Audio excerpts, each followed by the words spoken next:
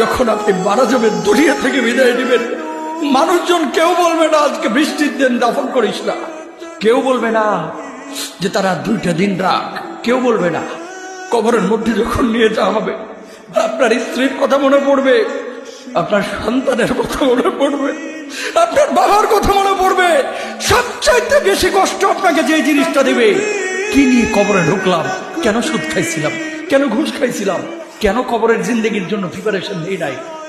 দুনিয়ার জিন্দেগিতে একটা মামলায় ফেসে গেলে সুপ্রিম কোর্টে যাওয়া যায়, উচ্চ আদালতে যাওয়া যায়।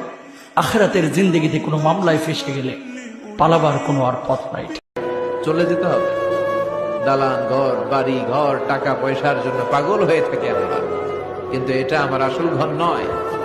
যেই গোসলখানাটারে আমি এত সুন্দর করে টাইলস করে ইটালিয়ান ফিটিংস দিয়ে বানালাম, আমার জীবনের শেষ গোসলটা কি ওই গোসলখানায় হবে?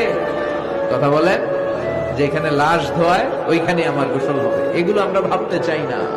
কবরের জীবনটা আসল জীবন। কবর জগতে কোনো রং নাই, কবর জগতে কোনো স্বাদ নাই, কবর জগতে কিচ্ছু নাই, মাটি আর মাটি।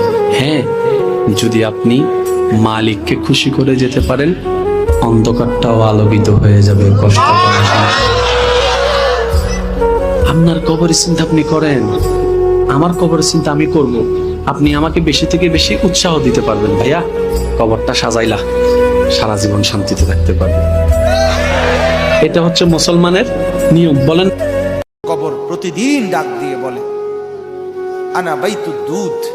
প্রত্যেকের কবর প্রত্যেককে ডেকে বলে, ও আল্লাহর বান্দা, জানো আমি পোকামাকড়ের ঘর, পোকামাকড়ের ঘর। তুমি তো সেই বান্দা যে একটা মশা কানের পাশ দিয়ে উড়ে গেলে তোমার ঘুম বন্ধ হয়ে যায়, চোখ মিলে যায়। একটা মশার গুনগুন আওয়াজ সহ্য করতে পারো না। একবার কয়েল, একবার অ্যারোসোল, একবার মশারি, এরপরেও তুমি চাও যে একটা মশাও যেন আমার কানের কাছে গুনগুন না করে। তো 5 ঘন্টার ঘুমের জন্য, 6 ঘন্টার ঘুমের জন্য বান্দা এই যত্ন নিলা, অনন্তকাল কিংবা বছরের পর বছর কবরের যে ঘুম দিবা, পড়ে থাকবা সেই ঘরে, পোকা মাকড়ের ঘর।